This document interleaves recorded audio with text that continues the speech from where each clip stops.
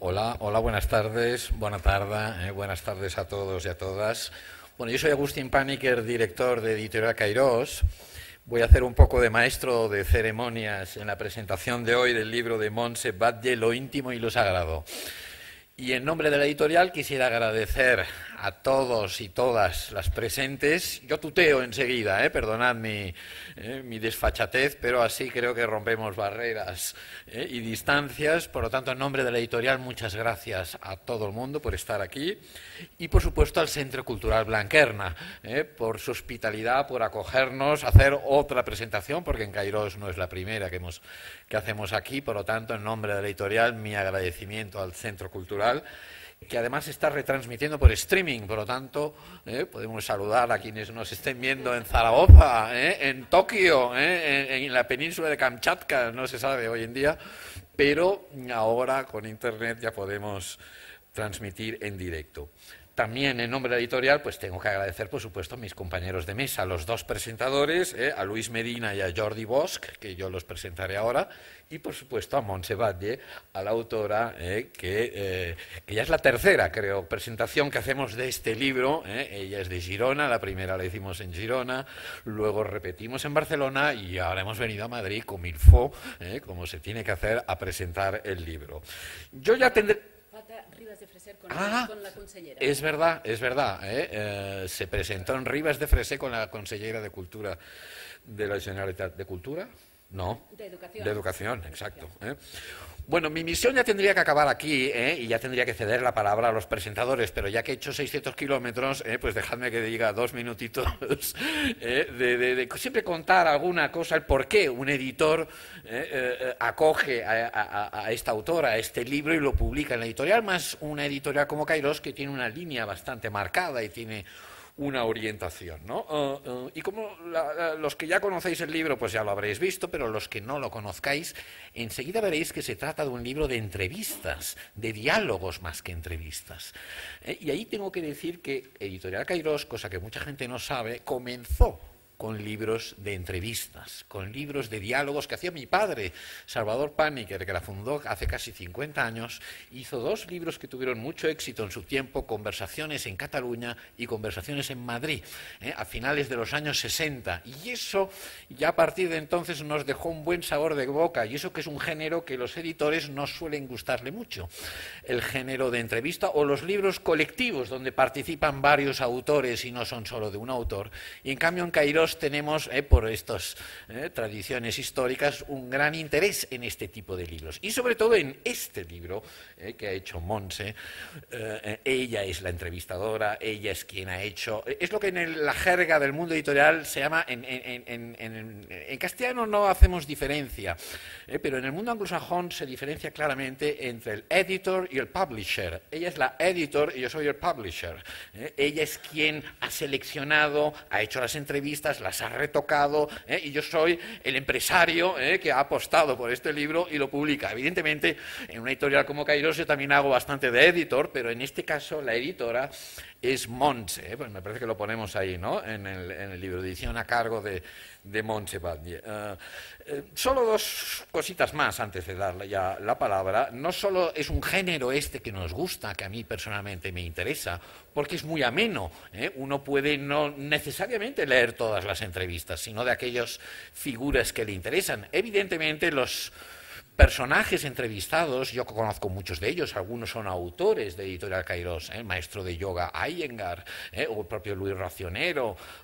Ahí hay gente de distintas tradiciones, de distintas culturas, de distintos enfoques psicoanalíticos, pero todo converge un poco en el título del libro, lo íntimo y lo sagrado, que es esa dimensión introspectiva, más íntima, más profunda del ser humano, que puede tomar una dimensión más psicológica o una dimensión más espiritual, pero en último término la barrera entre ambos es muy tenue, es muy difusa, y eso Montse lo ha sabido captar muy bien y dar voz a estos entrevistados. Además, ella hace algo que tiene muchísimo mérito, y aquí mis compañeros que vienen del mundo del periodismo lo saben perfectamente, que es ella deja hablar al entrevistado, les deja voz y podemos escuchar lo que piensa, porque a veces el entrevistador quiere imponer sus propios filtros, sus propias categorías y acaba anulando al entrevistado o lo acaba reduciendo a las categorías del entrevistador.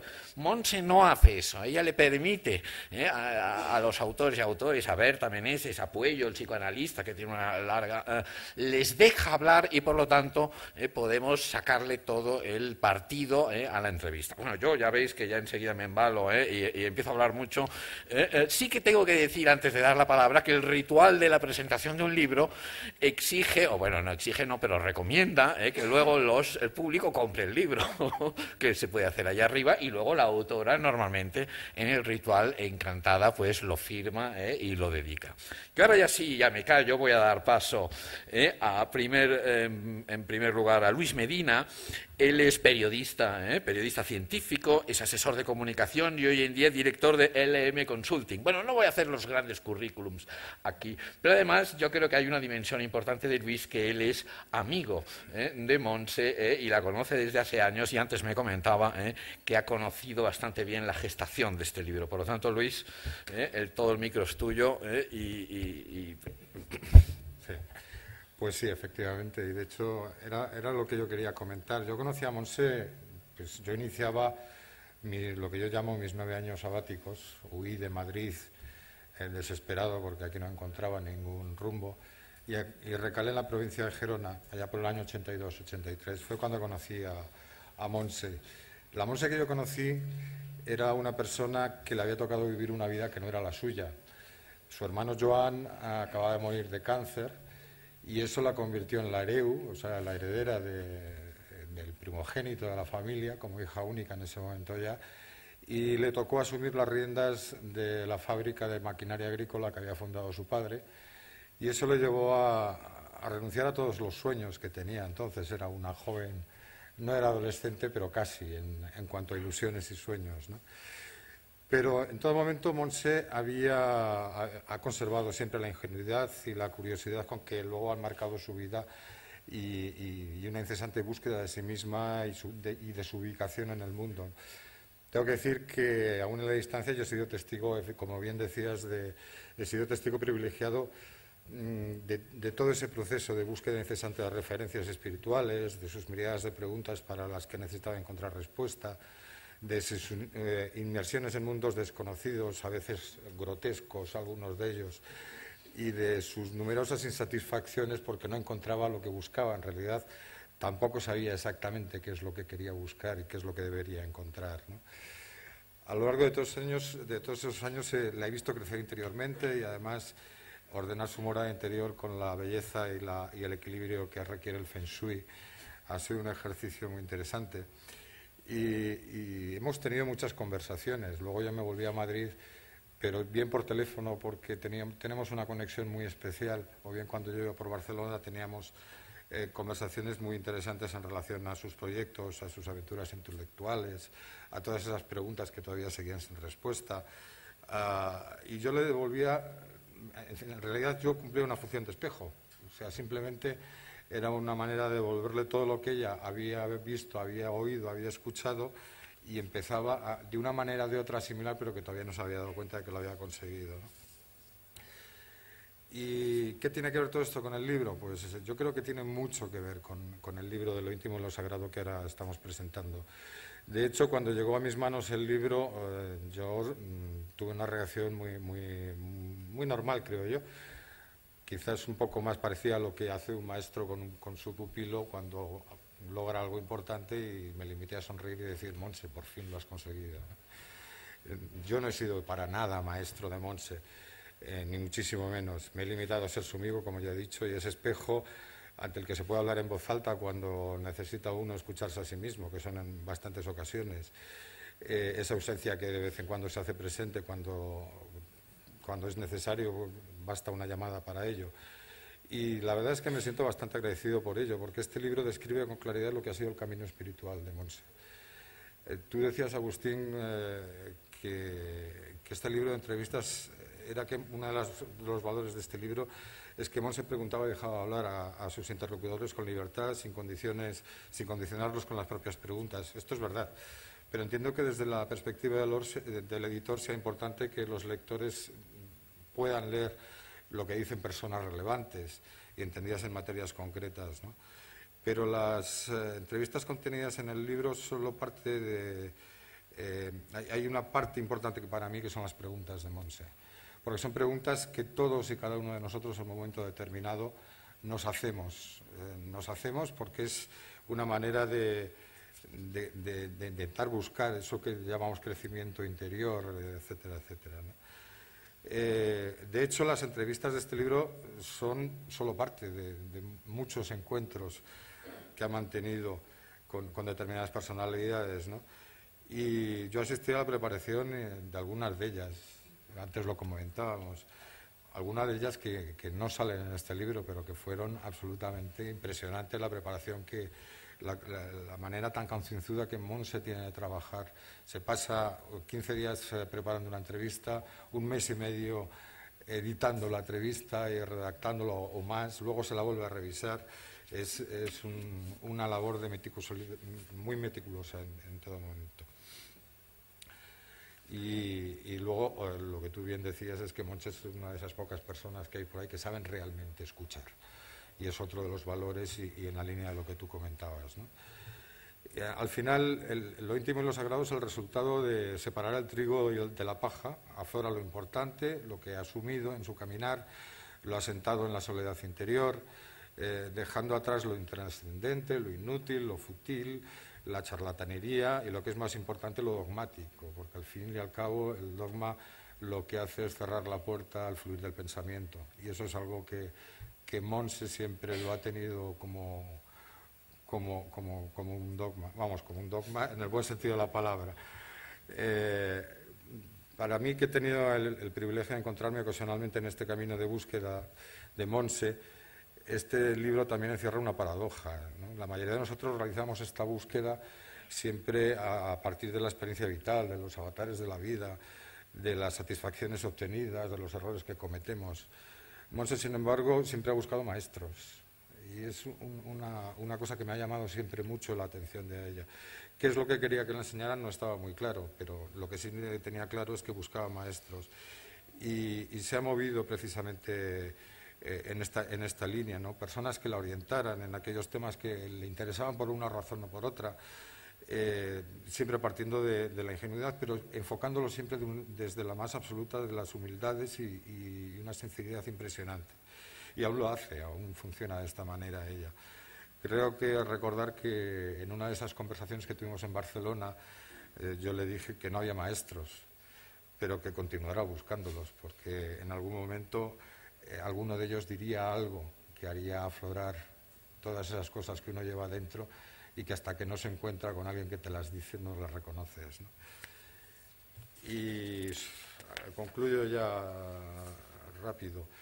Al fin y al cabo, en síntesis, lo íntimo y lo sagrado es la historia la culminación de esta búsqueda, pero también una guía, puede servir de guía para todos los que han emprendido esa búsqueda interior y que no la han concluido. En realidad es una búsqueda que no concluye nunca, ¿no? Algunas de las preguntas que formula Montse, lo decía antes, también nos las hemos hecho nosotros mismos. El libro de Montse nos ofrece algunas respuestas procedentes de personas solventes que contemplan la realidad desde atalayas muy diferentes. No hay una realidad, en realidad hay tantas realidades como gente que es capaz de vivirla, ¿no? Y este es el verdadero interés de lo íntimo y lo sagrado. Ofrece distintas perspectivas de la realidad, sin que una sea mejor que otra, sino simplemente diferentes. En cada entrevista se pueden encontrar frases, ideas o pensamientos que permiten identificar una parte de la propia expresión de la realidad, independientemente de quién lo diga, la manera en que lo haga y desde la perspectiva en que contemple la realidad. El libro de Montse, en definitiva, nos va a llevar no solo a conocer su mundo interior, sino también a explorar nuestro propio mundo interior, a descubrir cuánto desagrado hay en nuestro mundo interior. De ahí yo entiendo que el título es muy afortunado, ¿no?, en ese sentido. Y yo, desde luego, recomiendo que este libro se lea desde esa perspectiva. Y nada más. Muchas gracias.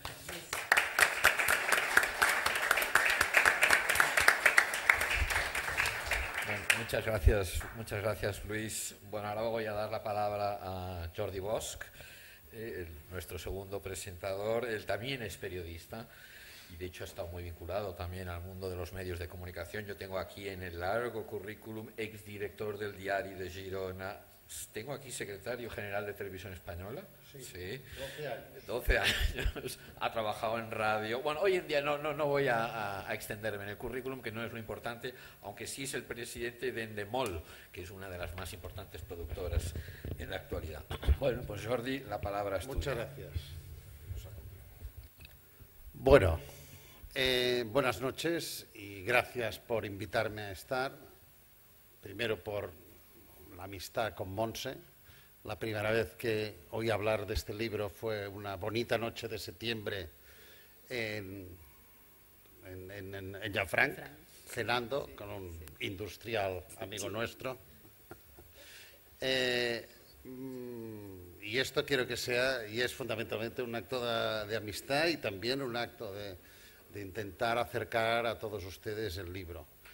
Y gracias también a Agustín, porque a raíz de la presentación que hicisteis del libro en Girona, pude recuperar los libros que hizo tu padre, que los tenía un tío mío y que no los dejó, no se los he devuelto, pero me lo ha recordado, conversaciones en Madrid, conversaciones en Barcelona, muy importantes, y que hay una generación de personas que en unos años muy difíciles, y tu padre, Oliart, otra gente, fueron muy importantes tendiendo puentes en todos los sentidos y arreglando muchos problemas que no se saben ni probablemente se sabrán nunca. Y esto, por razones generacionales, este tío mío, muy amigo de Alberto Oliart, me contó algunas circunstancias en este mundo de personas que, como Montse, respondían a una condición un poco burguesa, en un buen sentido de la palabra, que es la del libre pensador, ¿no? El libre pensador que en un momento dado pues tiene la suerte de ser dueño de su propio análisis imparcial de la situación, sin ningún dogmatismo, con sus creencias, con su ideología, pero con un respeto absoluto hacia los otros y sin considerar que la suya es la verdad única, ¿no? Por tanto, estoy aquí con mucho gusto. Yo me quería centrar, Luis ha hablado muy bien del libro y de este camino,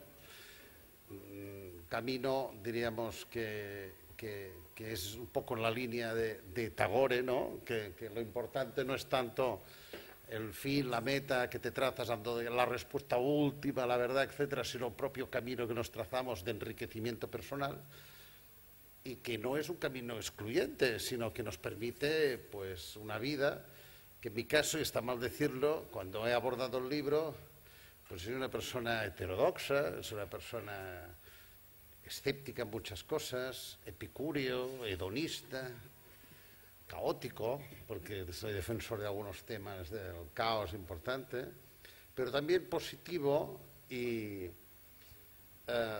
por tanto, y muy partidario del progreso, que no quiere decir ni que eres progresista, ni que eres liberal, que lo soy, ni que eres conservador, sino que en la idea del progreso. Y que, por tanto, esta idea del progreso, que yo tengo muy mitificada, hace que relativice muchos temas. Y que por tanto, entienda que un futuro con un progreso positivo al servicio de la humanidad, no lo que hemos visto en ocasiones, pero sí hemos visto guerras, hemos visto desastres, hemos visto abusos económicos, pero que sí que una idea de progreso es racional, es racionalista, pero está perfectamente al servicio de la espiritualidad en muchas ocasiones, ¿no? O de los grandes problemas de la humanidad.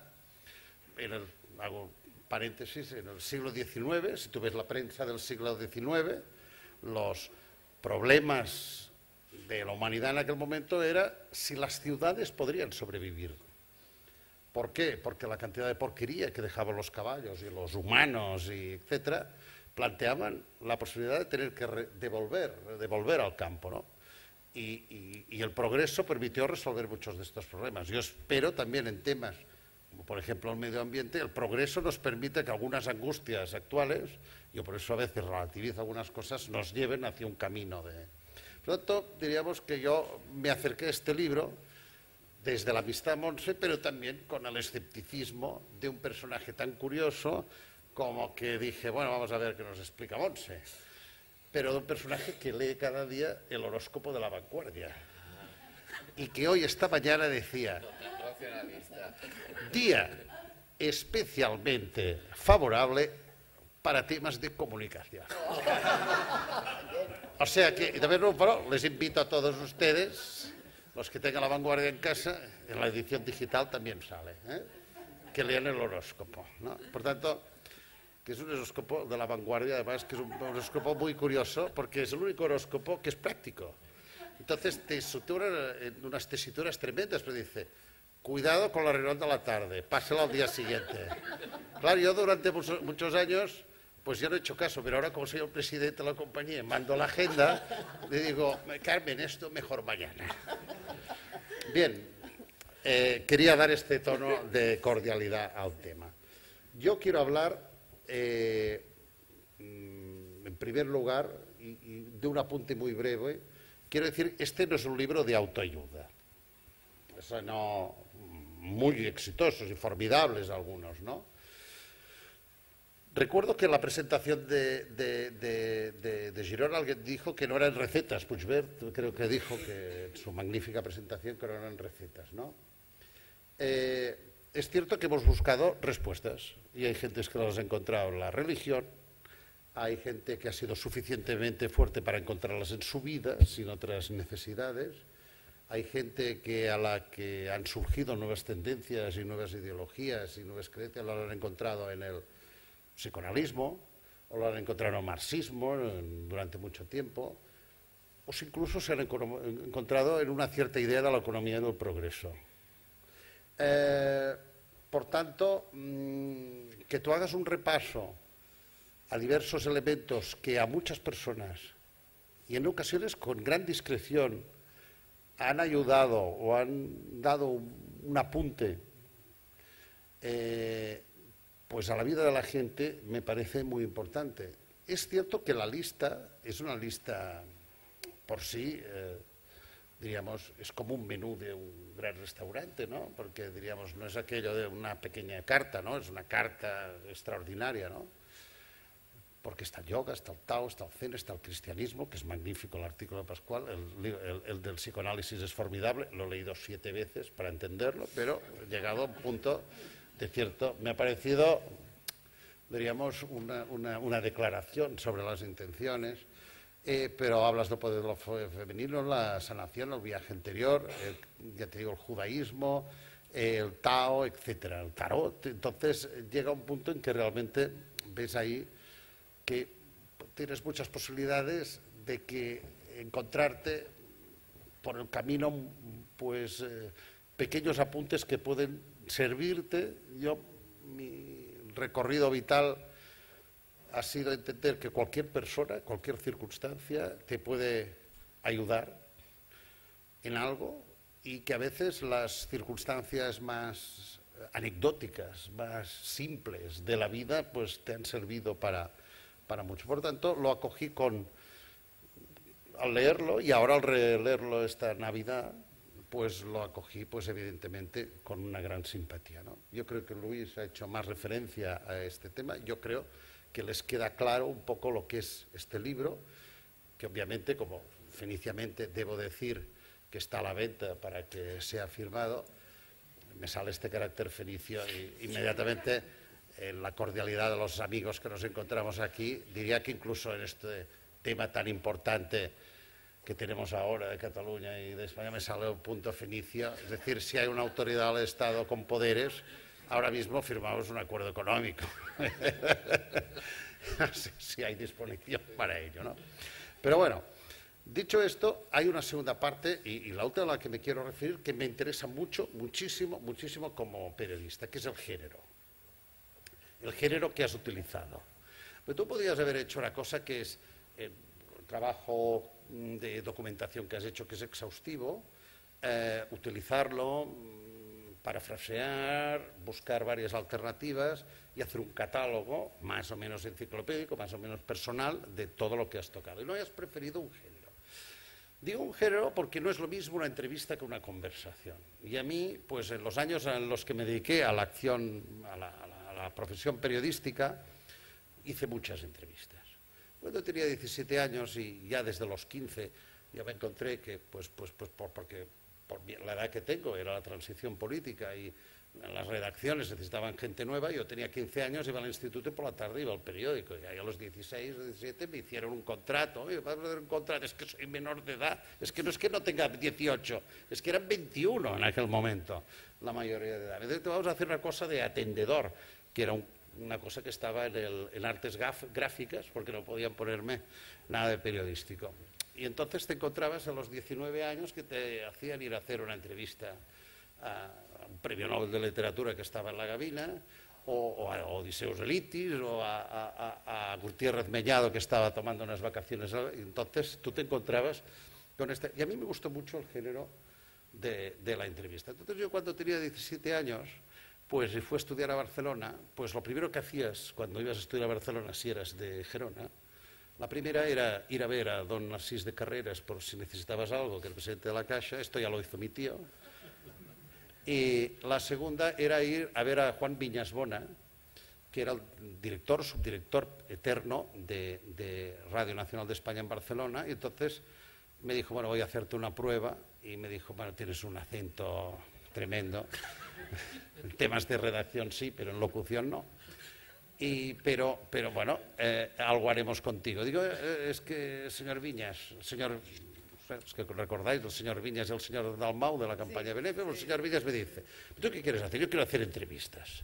Dices, porque yo estoy 3 días en Barcelona, 4 días, que es lo que he hecho toda la vida, ¿no? Nadie sabe exactamente dónde estoy, ¿no? Y me dice, bueno, pues si quieres hacer entrevistas, ¿cómo las ves? Digo, hombre, es que a mí me gusta mucho lo que me han dado de Manuel del Arco, que yo lo he conocido, lo he comenzado a estudiar, y me dijo, vete a ver a Federico Gallo, que hacía un programa con él, Manuel del Arco, que fue entrevistador hasta los años 70, del diario Barcelona La Vanguardia, caricaturista, y me dijo, vete a ver a Federico Gallo, que Manuel del Arco ya había fallecido, que hacía un programa que se llamaba Esta es su vida, y Manuel del Arco era el guionista. Y entonces, hoy he encontrado tuve cierta amistad, tuve la suerte bueno, tengo el honor de que su familia me pidió que también cuando falleció, en el homenaje yo luego fue secretario general de Televisión Española, iba a todas las cenas de los veteranos de televisión, estaban todos ahí, me llamaban el nen desde que me incorporé ahí, y entonces tengo las notas que me dio Federico Gallo sobre cómo hacía las entrevistas Manuel del Arco. Y encontraremos a Montserrat. Primero, 1 minuto de entrevista equivale a 10 de preparación. Es decir, estamos hablando de esta preparación que tú decías. Segundo, conocimiento del personaje, lo más exhaustivo posible. Segundo, conocer el tema. Tercero, era esto. Cuarto, repasar sus últimas declaraciones. Quinto, detectar, y en esos momentos no había internet, esto te espabilabas o una buena documentación, las últimas noticias sobre lo que el entrevistado domina. Luego, una estrategia, de acuerdo con nuestros intereses de la publicación o de nuestros lectores, sobre el camino a seguir. Un cuestionario por si acaso. Esto también me lo dijo Luis del Olmo. Yo le dije una vez, tú Luis vas con un guión pero no lo sigues. Dice, es que si no tuviera guión no podría improvisar. Entonces, esto es importante. Luego, una ordenación lógica. Tener clara la tensión a la que debes someter al personaje, ponerlo a prueba en algún momento, ser abierto a cualquier capacidad de cambio sobre la marcha, guiar el diálogo sin forzarlo, tener naturalidad y luego 2 aspectos de los que discrepaban Federico Gallo y Manuel del Arco por como por el carácter audiovisual de la trayectoria de Federico Gallo y el escrito de Manuel del Arco, que es cuidado con el instrumento quiere decir tomar notas con la discreción suficiente para que no se encuentre el entrevistado en la sensación de que aquello no es una conversación entre amigos, tomando una copa o fumando un puro, como hacía Manuel del Arco en el Hotel Ritz, y preguntas claras y directas y concretas. El tema del instrumental es cierto que ha evolucionado y que evidentemente, pues, posteriormente tuve la suerte de que cuando yo estaba en televisión editamos todas, con Gonzalo Herralde, todas las entrevistas que hizo Joaquín Soler Serrano en A Fondo, y que tuve la suerte de hablar mucho con él y que nos explicó cómo había seguido el decálogo de Del Arco en el sentido de incitar, ¿no? O sea, con un trabajo previo extraordinario, un incitar, el dejar hacer. El ego, en todo caso, es del entrevistador, del entrevistado, jamás es el del entrevistador, que es el gran drama actual, el abuso de la palabra, como lo que estoy haciendo yo ahora en estos momentos. Por tanto, diríamos que es cierto que en una conversación de esta extensión tú has de ir con un cassette, porque si no es muy difícil tomar notas. Yo siempre tomé notas, nunca fui con cassette. Cassette es cierto que eran las entrevistas periodísticas, por tanto con un espacio limitado. Tú esta suerte has tenido de poder hacerlo, pero evidentemente, bueno, pues hay un momento, y hay una cosa que no te he querido preguntar hasta ahora, para que no interfiriera en cómo valorar el libro, y es el punto de transcripción y el punto de creación que has tenido en las respuestas. Por eso digo que es un género literario, extraordinario. Para mí hay otros libros, no solo los de tu padre, hay un libro muy importante en España que fue el de Pemán, de conversaciones con gente importante, el que hizo luego Vázquez Montalbán con gente, mis almuerzos con gente, eran almuerzos con gente importante y almuerzos con gente inquietante. Con Josep María Gironella hablé mucho de 100 españoles y Dios, que fue un libro tremendo en su época, y yo encuentro a faltar pues, que este género esté más presente porque yo mantengo que es un género de creación. Ahora vemos antologías fantásticas, grandes entrevistas de la historia, etcétera, pero esta capacidad de saber encontrar pues este punto entre el respeto a lo que te han dicho y un acto de creación en la que es obligado un trabajo de conseguir una mayor sintonía y una mayor calidad literaria, el que no la tiene nunca una conversación, pero una mayor sintonía al lector, me parece un trabajo formidable. Y todo esto, todos estos detalles, están en la manera en que es planteado.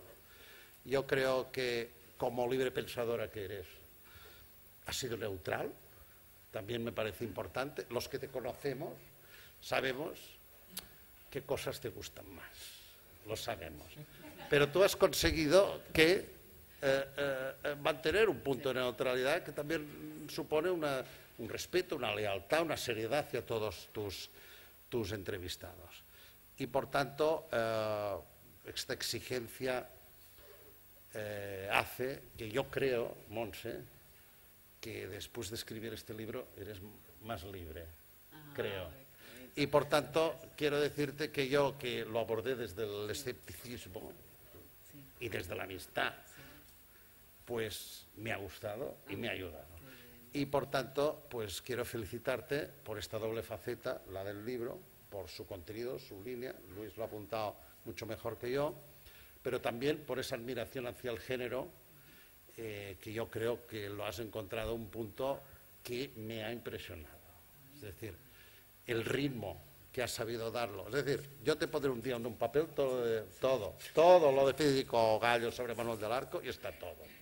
Por tanto, tú no sé si sabías cómo hacía estas entrevistas, pero creo que lo has hecho de una manera fundamentalmente extraordinaria y te animo a que esta calidad en tu manera de abordar al personaje tenga continuidad con otras personas, con otros temas, y ya te incitaremos a la luz de la luna de Llafranc en una magnífica cena con muchos de los amigos presentes. Muchas gracias.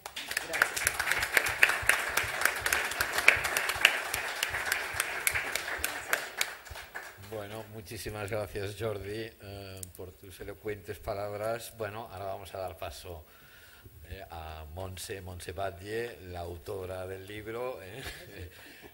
Yo voy a nada. También ella ha hecho periodismo, a decir aquí 4 cositas. ¿Es licenciada en filosofía? No, yo siempre lo digo, no sé por qué, porque claro... Tengo 6 años, podría haberme licenciado. Pero bueno, pero tiene más conocimiento que muchos de los licenciados. Yo tengo un amigo que te hace un papeo. Sí. Entonces, Montse, el micro es tuyo, y cuéntanos lo que te apetezca, estamos entre amigos, y luego cuando acabe ella, pues estaría bien que se estableciera un pequeño diálogo, un pequeño debate, si tenemos preguntas, si hay preguntas o alguien quiere dialogar.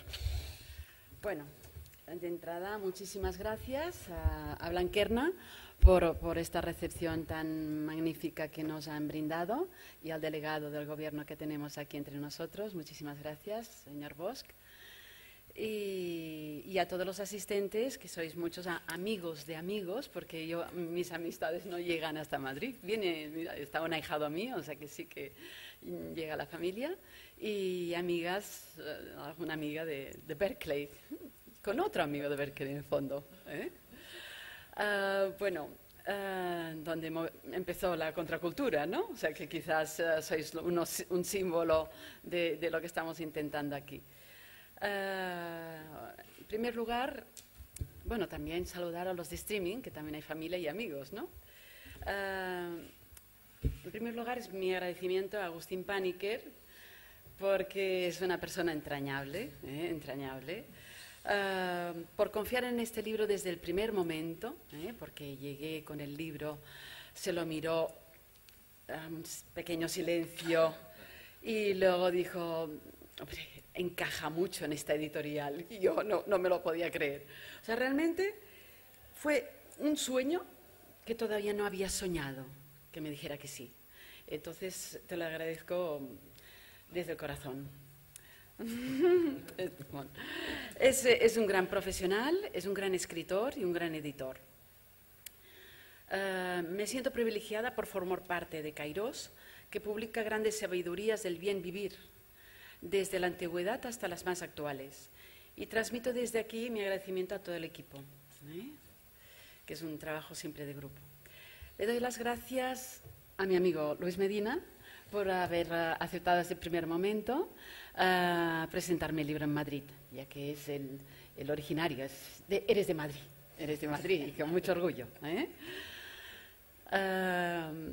Y las gracias por su incondicional amistad que nos une y por su mirada siempre intuitiva y sutil. Es un hombre fino, inteligente y buen comunicador. Le conocí en casa de André Malví y Daniela cuando valientemente dejó Madrid para seguir una aventura vital.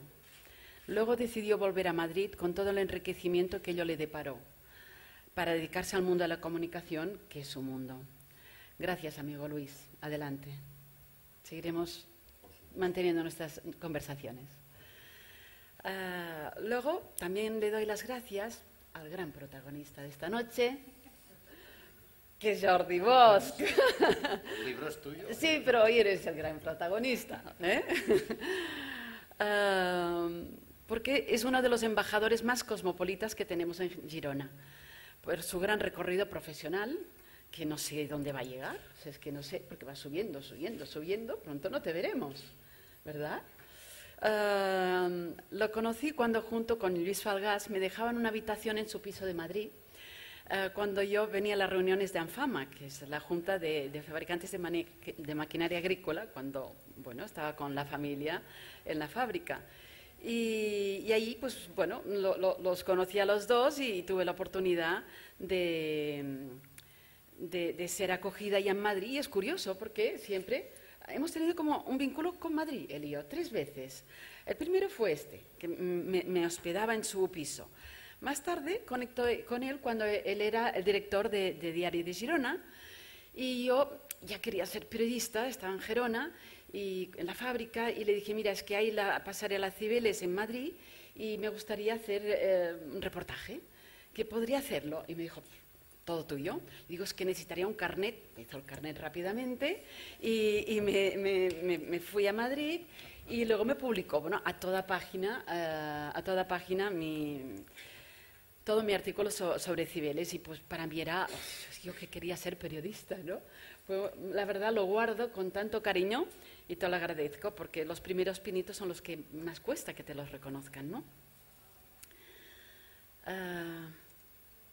Y luego también le estoy agradecida porque es el responsable de que esta presentación se haya hecho aquí en Blanquerna, en un lugar tan entrañable, tan representativo, y luego la generosidad, porque realmente pensé, yo estaba buscando presentador y pensé que tiene que ser él, pero no sabía muy bien, porque como es un personaje que no va dentro de este mundo, lo veía quizás un poco más escéptico y tenía miedo, pero claro, los hombres inteligentes son inteligentes, ¿eh? Y saben siempre, nunca se les cierra el horizonte, ¿eh? O sea que felicidades. Te lo agradezco, sabéis que es un hombre que vive la vida con intensidad, con curiosidad y alegría, transmitiéndolo siempre a su entorno. De todo corazón, gracias, presidente.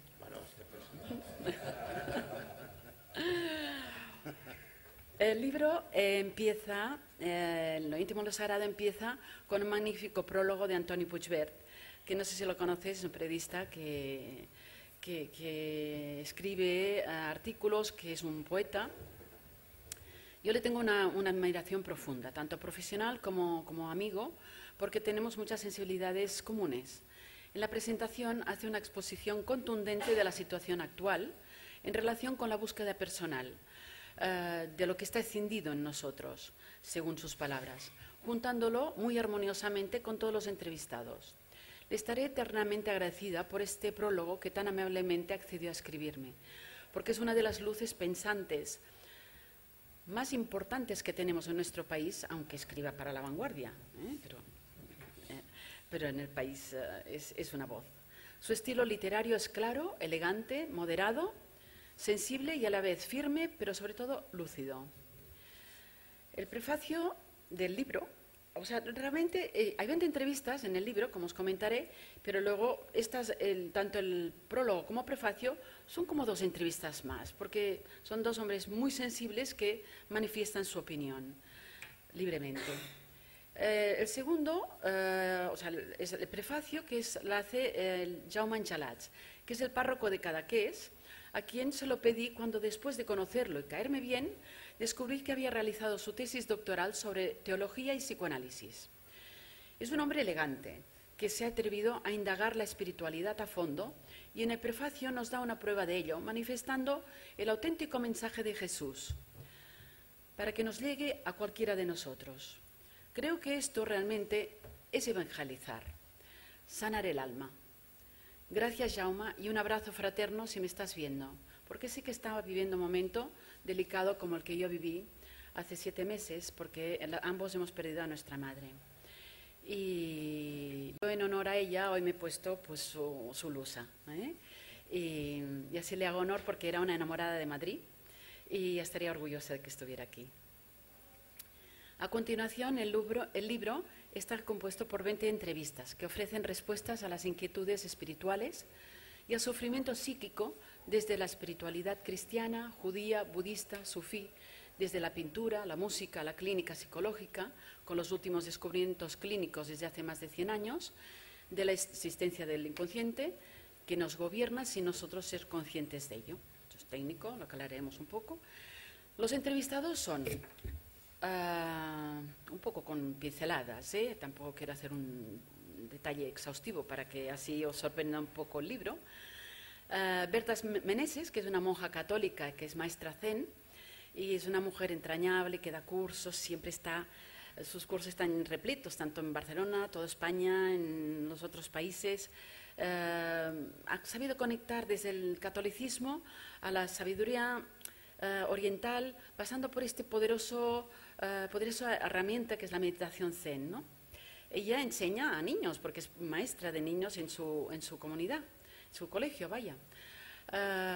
Luego Horus Gubens, que es un maestro sufí, que, claro, que es la tradición sufí, que es tan llena de poesía, de misticismo, que realmente enardece el alma, como que es lo que realmente provocan. Enrique Eskenazi, que fue mi gran maestro de tarot, astrología, psicología junguiana, cábala, murió desgraciadamente, es un profesor de filósofo muy entrañable. Sus clases, como veréis, no tenían desperdicio, tal como lo digo en su introducción.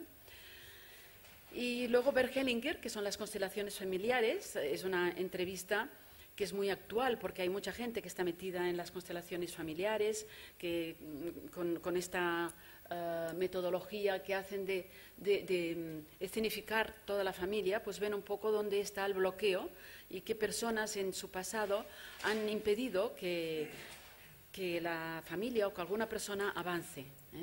Es realmente muy, muy, muy curioso este método y está muy, muy en boga. Luego Antoni Pascual, esta es una de las entrevistas que después de hacerla pensé que ya me podía morir, porque ya había hecho algo positivo en la vida.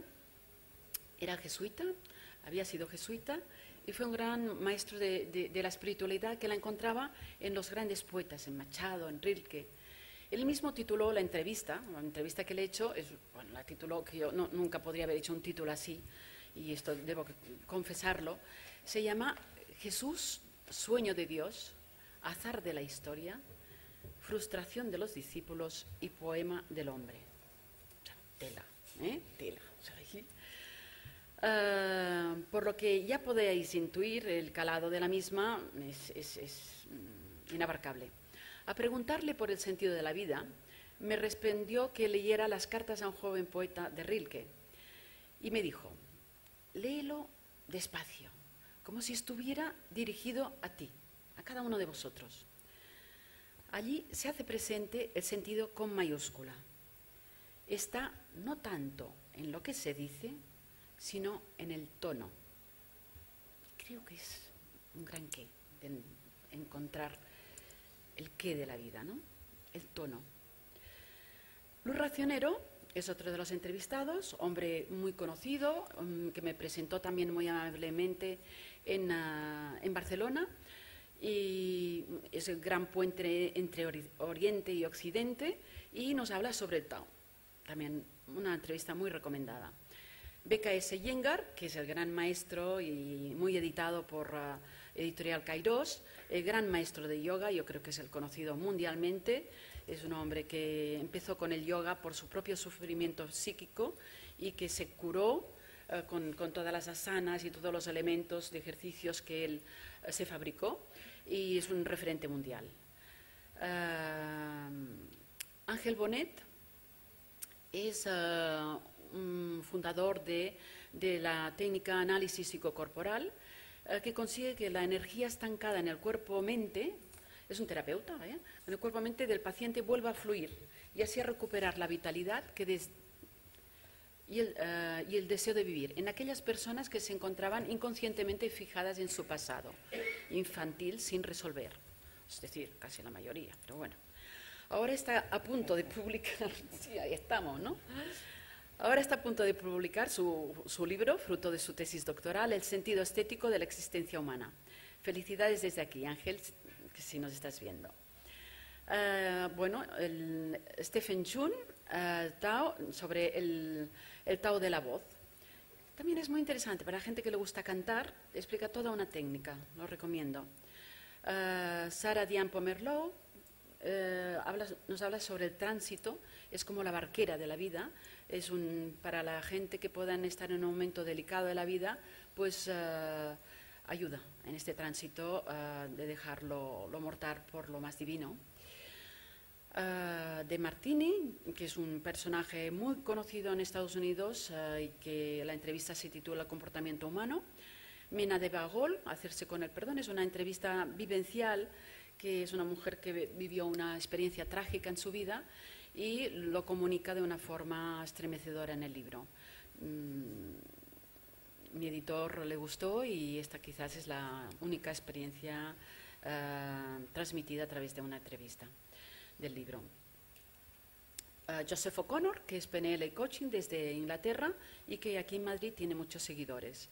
Luego está Prem Joshua, que es un guapo cantante, músico alemán, que sigue la disciplina de Osho, aunque es también un libre pensador. Y me gustó mucho cómo terminó su entrevista, un poco para hacer boca, no sé si dice esto en castellano. En su entrevista termina diciendo que creer es conocer, es tener la experiencia, porque creer a secas para él es como asumir algo de segunda mano. Está bien, ¿no? Porque hay que pasar las cosas por la experiencia, ¿no? Luego es cuando puedes decir que crees en algo, ¿no? María Roca, pintora, gran amiga, gran pintora, tiene unos cuadros maravillosos. Mi casa está llena porque tiene una gran sensibilidad y es también terapeuta, hace cursos con la pintura a niños, a gente adulta. Es una mujer de gran calado, gran profesional y un gran calado espiritual. Gerard Solbrig, un gran homeópata en Barcelona. Luego María Pilar Fanés, con el título La sanación autobiográfica o toda vida tiene un ángel. Es una mujer que conecta mucho con los ángeles y nos habla de los ángeles que están en varias religiones como grandes maestros interiores que guían al hombre en su cometido. Dice que nuestro cometido es el de ser vínculos entre el espíritu y la materia. El rabino Daniel Ben Itzhak, que vive en Israel, nos habla desde el judaísmo y que para mí es uno de los caminos espirituales más atrayentes, que es el estudio de la Cábala. Y él lo transmite con mucha riqueza.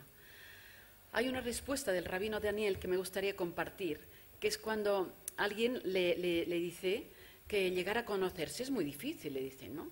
Y el rabino responde que vivir sin conocerse no es más fácil, ¿eh?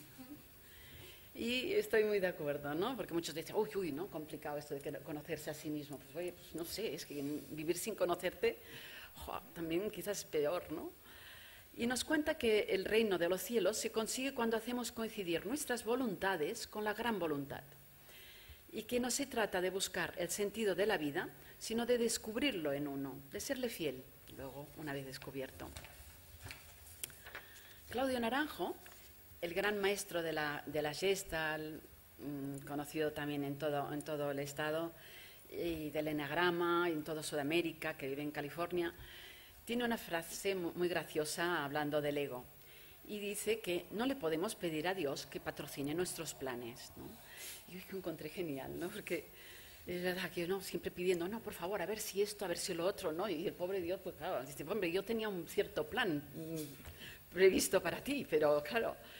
Y bueno, y vemos, ¿no? Que la vida muchas veces nos lleva por derroteros que nosotros no queremos ir, pero pues que es por allá donde nos dan las lecciones. Pues bueno, quizás si tenemos ya un plan patrocinado, quizás que lo sigamos, ¿no? Que abramos los ojos. También añade que uno de sus maestros le decía que no existiera el diablo. Si no existiera el diablo, habría que inventarlo, porque es nuestro gran entrenador. Porque dice que la caída existe para así podernos despertar. Luego, la última entrevista es con José Miguel Puello sobre los secretos del psicoanálisis. Es una entrevista realmente imprescindible, aunque sea la más difícil de comprender. Yo comprendo que hayas una mente como tú, yo de 7 veces, porque es compleja. Es compleja y por su especificidad, ¿no?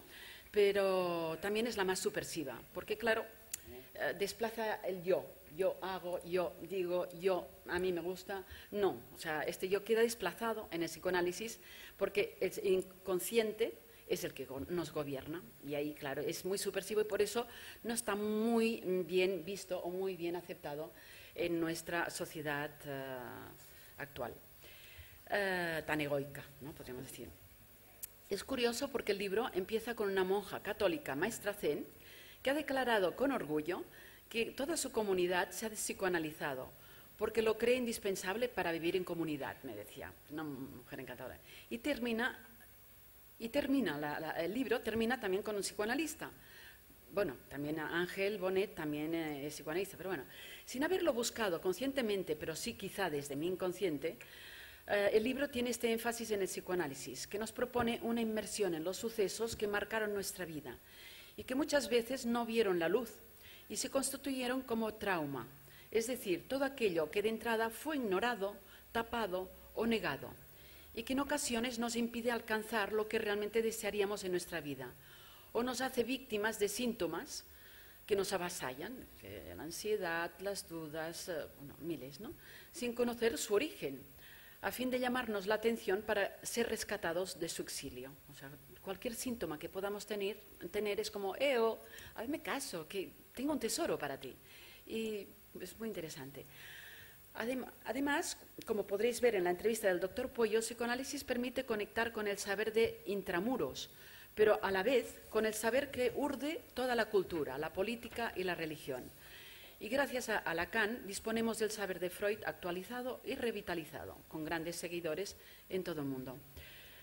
Bueno, ahora me gustaría explicar un poco el título de este libro, porque lo he titulado Lo íntimo y lo sagrado.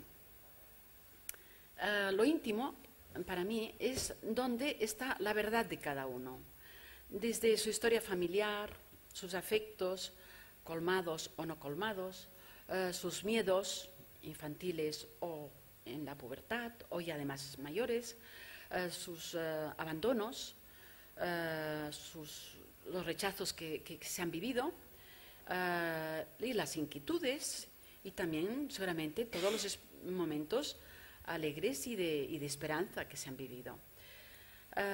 Y lo sagrado es donde podemos encontrar nuestro sentido en la vida. O sea, todos, eso sí, después de curar nuestra intimidad.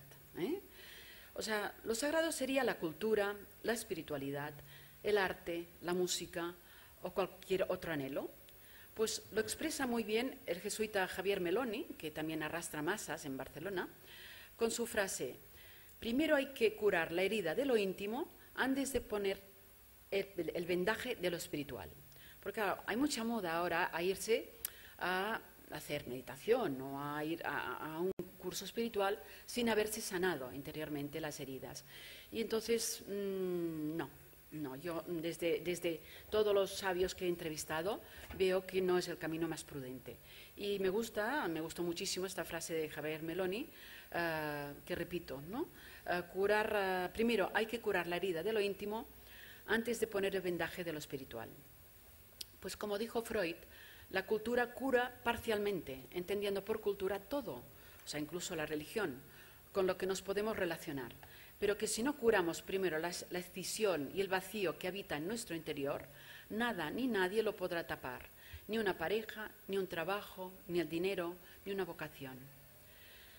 Yo lo digo esto porque es lo que he descubierto y es lo que más importante creo que es transmitir a los que estáis aquí y a los que estáis allá, porque aspiro a la felicidad de todos, ¿no? Entonces, lo que me gustaría. Como me parece que hasta el último de nosotros no entremos en el reino de los cielos, no entraremos todos, o sea, tenemos que a ver si nos ponemos todos de acuerdo, ¿no? Desearía que este libro fuera un despertador para las conciencias que están adormecidas y un compañero de ruta para su despertar y transformación, para llegar al bien vivir que mi editor Agustín Paniker se esfuerza en transmitir con todos sus libros. Bien, os agradezco, perdonad que haya leído, pero tenía cosas tan importantes que transmitiros que me gusta muchísimo a mí la conexión directa, ¿no? Pero no me quería perder ningún detalle de los que he estado elaborando. Además, Madrid impone también, ¿no? O sea, la verdad, yo vengo de provincias y la cosa, o sea, también no podía pensar ahora qué van a decir de mí, ¿no?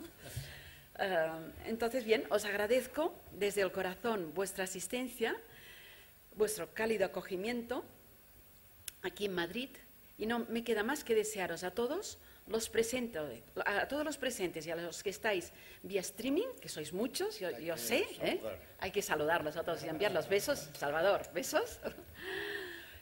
Un muy feliz viaje interior a todos. Feliz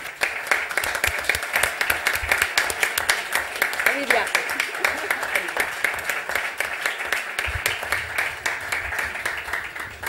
Bueno, Muchísimas gracias, Montse, por esta minuciosa exposición. Ahora ya nadie puede decir, es que no he entendido muy bien de qué va el libro. Oh, lo que sí podría establecerse ahora es un pequeño diálogo. No sé si tenemos mucho tiempo, pero 15 o 20 minutos antes, yo Fenicio II también, antes de que todo el mundo vaya a comprar el libro y que la autora se lo firme. Por lo tanto, si alguien tiene alguna pregunta para Montse o para cualquiera de los presentadores.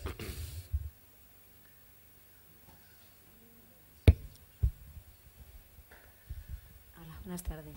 Buenas tardes. Bueno, pues a mí me parece que me interesaría más que se ha hablado mucho de las opiniones de los entrevistados, pero la opinión real yo creo que me vendría de la autora, de lo que ella piensa. Me escondo siempre. Yo creo que es la base de la conferencia o de la presentación. Sí, sí. Veo muy amena la presentación, pero me voy un poco Bueno, a intentaremos... falta de que la autora se exprese. Vale, yo intentaré que te vayas un poquito más contenta si lo logro, ¿eh? A ver, este ha sido mi proceso, todo mi proceso personal para ir buscando, ¿no? Como se ha indicado. Yo creo que todas las entrevistas son caminos muy válidos para encontrarse, para encontrar respuestas de la posición de cada uno.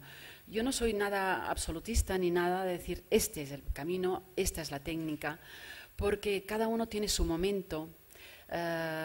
Y también su sensibilidad, porque hay gente que les irá muy bien hacer meditación y otros que se irán corriendo porque no soportan estar quietos porque no son más nerviosos o todavía no están en el momento adecuado, ¿no?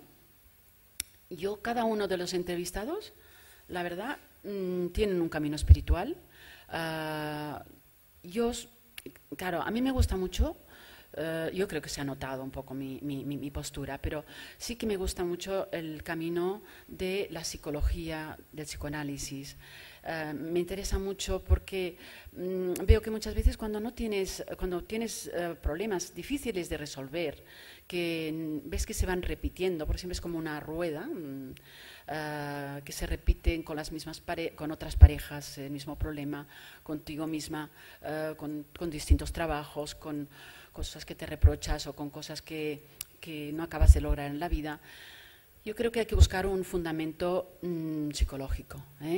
Hay algunas veces la parte espiritual es una buena compañera porque relaja, porque abraza, porque es como una madre cariñosa y que nos hace sentir mejor, y que nos acompaña quizás en un camino de atravesar el desierto del autoanálisis o del análisis de un buen psicoanálisis, ¿no?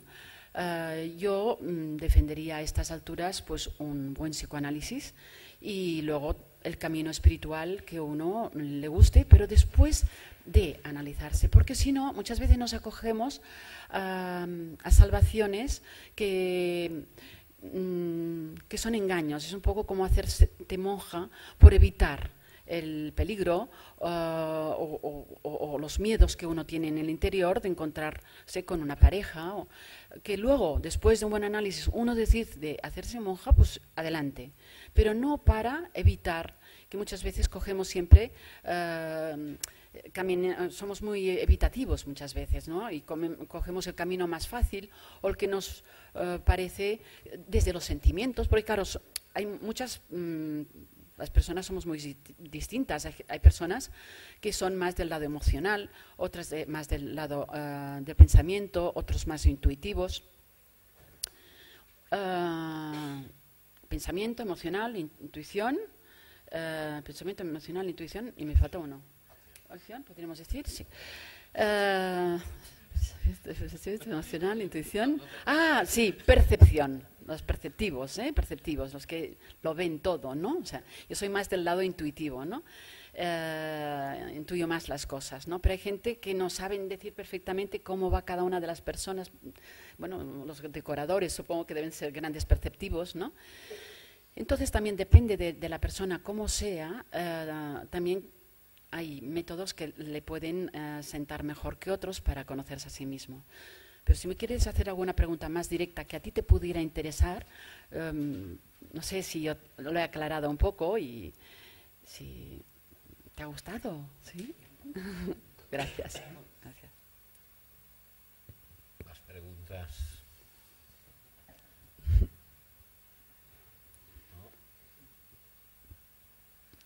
A ver, mi amiga Montse de Girona, también trabajando en Madrid. Sí. Yo te quería preguntar, porque sé que este libro es todo un proyecto, todo un camino que has recorrido, que después de... Ya llevamos 3 presentaciones, ayer lo comentábamos, ¿no? En cada una con muchas reacciones diferentes, con públicos diferentes, lectores diferentes. ¿Qué estás aprendiendo tú como autora de las entrevistas, como colectora de estos caminos? ¿Qué estás aprendiendo? Concretamente hoy, ¿qué estás aprendiendo? Bien, quizás hoy es... cada presentación realmente es un reto, porque en la vida todo lo que nos ocurre, como decía, me parece John Lennon, ¿no? Que la vida es lo que nos pasa mientras estamos esperando que nos pase otra cosa, ¿no? Eso también es para mí es una gran lección, porque muchas veces yo me gustaría ser, pero bueno, mi vida es la que es, ¿no? Esto me gusta mucho, aunque me aparte un poquito, pero volveré. Enrique Esquenazi, que fue mi gran profesor de tarot, no un tarot vulgar ni corriente, sino algo muy profundo.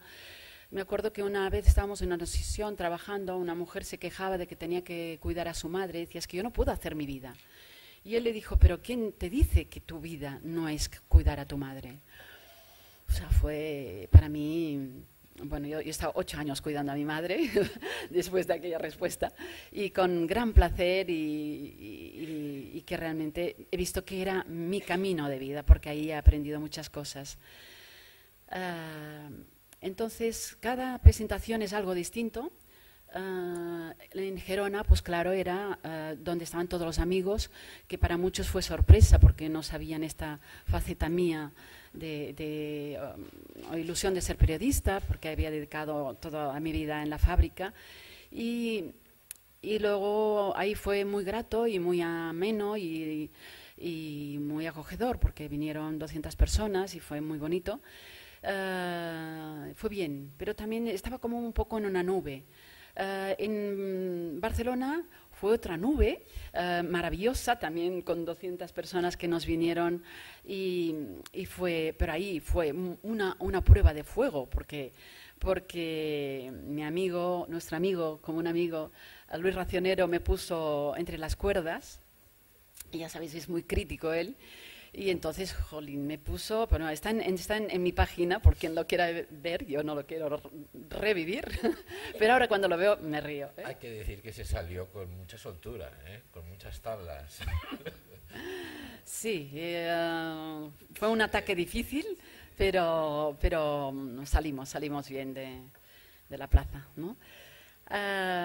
Luego vino Rivas de Fraser, que fue bueno, entrañable, con el periodista sí, Xavier Raset, que me hizo muchas preguntas. Él se dedicó a hacerme preguntas, o sea, cada presentación ha sido distinta, y organizada por mi amiga Rosa, y a quien se lo agradezco. Y luego aquí en Madrid, primero te agradezco a ti que me hayas acogido en el hotel, y que me hayas acogido también durante muchos años como amiga, y este año, pues así, aquí es una gran prueba. Para mí venir a Madrid ha sido una gran prueba personal, porque como decíamos, ¿no? El autoconocimiento no se acaba nunca, y ahora era un momento mío, después de la muerte de mi madre, después de haber terminado una fase del psicoanálisis, para empezar otra, en el cual he vivido mucho el vacío, los miedos, ¿no? Aquellos que nos abordan y que dices, ¿dónde me cojo?, ¿no? Que la carta del tarot es la luna, ¿no? ¡Wow! ¿No? Y entonces realmente salir de Barcelona, venir a Madrid, para mí era un gran esfuerzo, y la verdad es que yo era una persona que había viajado por todo el mundo vendiendo maquinaria agrícola, había ido a Asia, a América, a los países árabes, sola, pero claro, muchas veces cuando interpretas el papel que los otros quieren, es más fácil. Porque, bueno, contentas a los otros, alimentas un poco el ego, el personaje que los otros desean de ti. Pero cuando tienes que interpretar el personaje que realmente deseas tú de ti, no sabes ni por dónde empezar, ¿no? Porque y entonces es como que el descubrimiento personal, yo creo que cada vez como vamos sacando capas de la cebolla y nos vamos encontrando como más a nosotros mismos, ¿no? Y esta es como decir, jolín, ahora sí que me he encontrado con el núcleo duro, ¿no? Y esta entrevista, de suerte que estoy arropada por amigos auténticos aquí en la mesa y con Juan Llobet, que me ha acompañado desde Gerona, gran amigo, contigo, Montse, bueno, con Geno, con Pepe, con Montse, con una amiga mía que ha venido desde Estados Unidos y que ha sido sorpresa, por Pilar, ha sido una gran sorpresa, por mi ahijado, y bueno, por gente de l'Empordà, de Casabells. Realmente ha sido una prueba. Hoy estoy muy bien, pero en este momento estoy muy bien. Ayer estaba hecha caldo, pero más que nada porque era un paso pues más. Mira que cenaste estupendamente. Sí, pero gracias a tu compañía y a la de Juan. Sí, es verdad, comí. No, fue una suerte porque No yo... hubo ninguna ansiedad ahí, ¿eh? No, pero no creas, yo quería ir a comer con solas con Montse, porque pensaba, no, así no estaré nerviosa. Pero fue tan bonito que nos invitaras a tú, pues que me relajé, sentí mucho mejor y me ayudaste en este proceso de, claro, que no lo comunicas a los amigos, ¿no? Fíjate, ahora aquí me oye todo el mundo, pero bueno, ha sido así, ¿eh? Espero que os haya servido de algo.